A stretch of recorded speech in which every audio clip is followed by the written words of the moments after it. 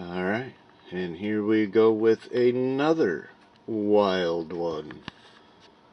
This one was actually not quite on my radar. I mean, it just really wasn't quite on my wish list. Until one day I started looking for them and saw that the price on these kits was in the $100 range, and I noticed they were a little hard to find. I had passed one of these a long time ago and never really got the chance to find another. And then one day, Joe Poacher had posted some kits for sale. Show rods, of course, and some other stuff and whatnot.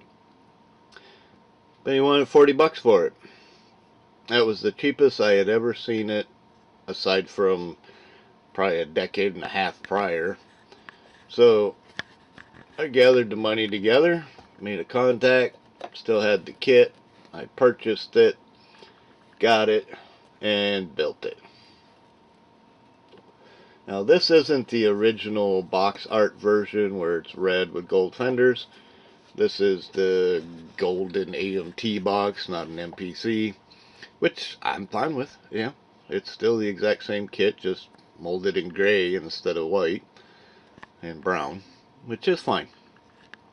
And so for the color, I had some fun with this one. It's actually a dusty bronze brown with a red clear metallic sparkly over the top of it, and then the clear coat. And then the darker stripe on it is actually Minwax paint marker stains. Yeah, they're stain, actual stain. And then another final coat of clear over top of that. So you can see there's some sparkle in this bugger if you look at like the hood sparkles. But it goes all the way through that wood grain. You can, yeah, right there's probably a good shot of them. And it's hard to tell, but each one of those is outlined in gold Sharpie. It didn't quite offset good enough. It was kind of almost similar in color, but it's there. And I went with blue fenders because that's the wave. And then as you can see, my chassis is more of a teal, turquoise, aqua. Let's go with aqua because it's closer to agua. And of course we got the amber yellow and or amber orange and the lights there. And good old Scully's got parchment tan. He's not white. Getting the grill, hood, sides, and cowl all to line up was a pain in the butt. I actually had to cut the ends of the hood where it met the cowl just so that the air cleaners can get through there, because for whatever reason they didn't design that very well. And we got the bumper rats, and we got the front bow on here. She's pretty legit. She's got the cannons and the bell and ship's wheel and all that fun stuff on here. Here, Captain Ship Wheel. And one thing I did notice about this kit that I really kind of wish I would have done, and that would be to leave Mr. Bones loose. I think mine's glued in there. Yeah.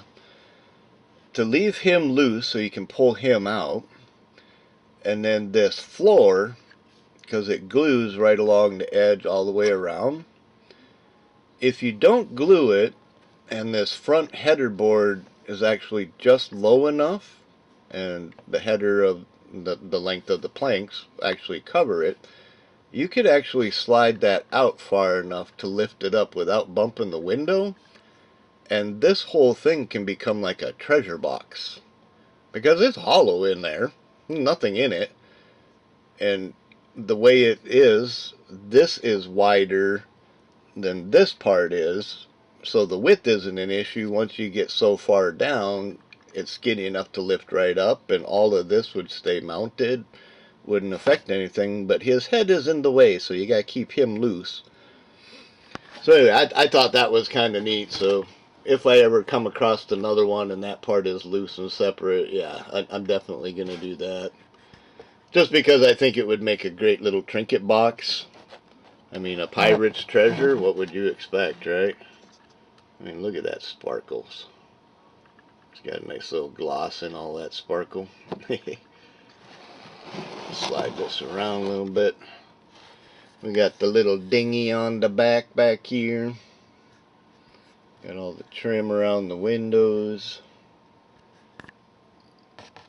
Yeah, this is one of those that's a little hard to handle because of the spiky,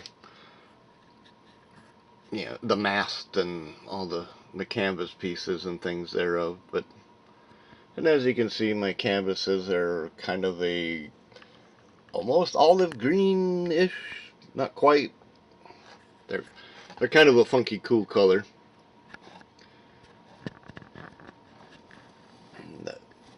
The anchors are black with the black and wood grain up on the tops. Sorry, it gets a little blurry as it gets closer or moves too fast and doesn't focus, but just a pretty badass little car. Like I said, wasn't completely on my radar, wasn't high up on my wish list. Seen it, had the opportunity, grabbed the money together, got it, built it, put it on display, added it to my collection. It is a show rod, it does belong here, and here it is, so I'm glad I got it. It was a fun little kit, has some interesting little stuff. And aside from the body, it's just the Beverly Hillbillies kit, so if you got the body but you ain't got the fenders and stuff, Grandma's Hot Rod or the Beverly Hillbillies kit is an exact replacement, minus like the mast and the boat stuff, you know, the whole hood and the exhaust and the fenders, the suspension, engine, all 100% Granny's Hot Rod and Hillbilly, Beverly Hillbillies that is. Oil. Bubbling crude. Yeah, them guys. You know what I mean. So anyway, come on back now, you hear?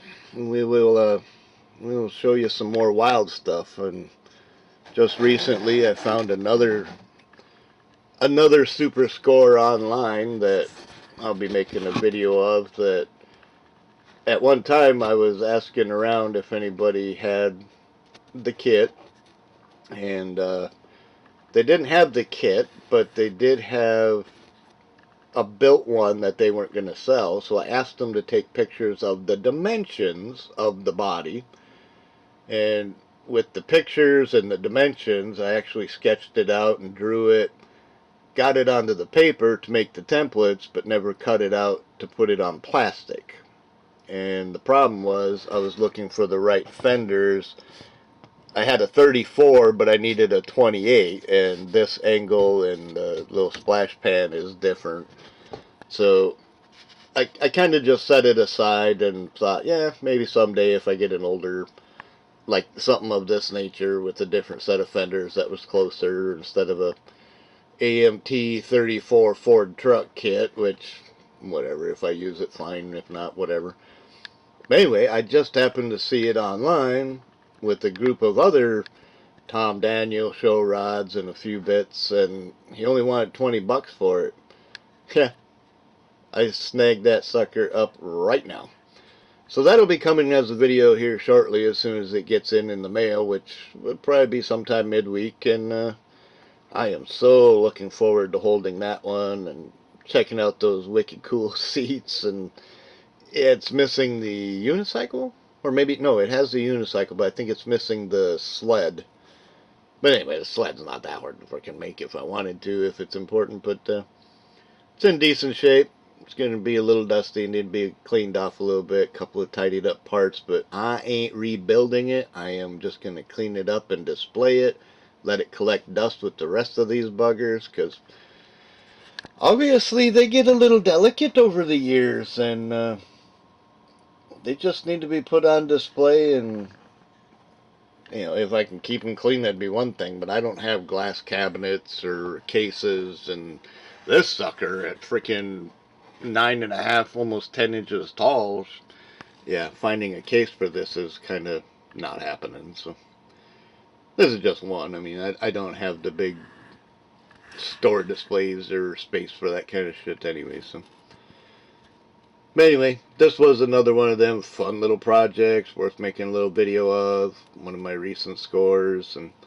I've built a few trucks and a Chevelle and just some other odds and ends and things and bits and pieces here and there, but nothing too significant to mention. So, yeah, I got a few more kits coming that I'll be building and working on.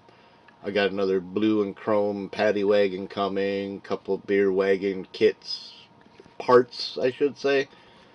So that's two more C cabs. I'm not really too concerned about the stake bed. I already have two beer wagons built, so maybe I can do like something different with it or have some fun. And I really love the C cab of that one and the nose and everything of the Mack truck. So that's just gonna be some fun part stuff for me to mess around with. And yeah, I got some other stuff coming too eventually. Oh, AMT Amtronic.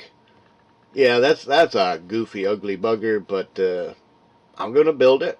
I'm gonna put it on display with the rest of my show rods and future concept cars, like my MPC 68 Dodge Charger 3 concept car.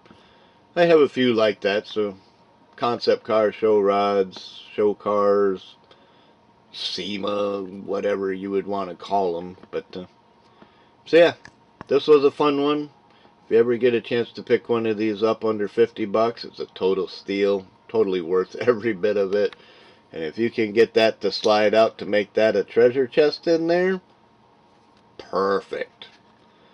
So anyway, as you can tell, I'm having fun making do the best I can without my sister and stepdad, and getting along okay with my mom, aside from some few tension days here and there. But you know, you'll have that when you're grieving and stuff. So thanks for following along. Thanks for the patience, and sorry for the long absence on videos. But at some point, when time permits a little bit more, I'll get back into it a little deeper, and we'll start producing a lot more video stuff, and hopefully some more comical shit, man. Tell all the serious stuff, man. Gotta have some fun. So, anyway, build what you like, love what you build, and share it so we can see it. And we will catch you on the next one. Bye!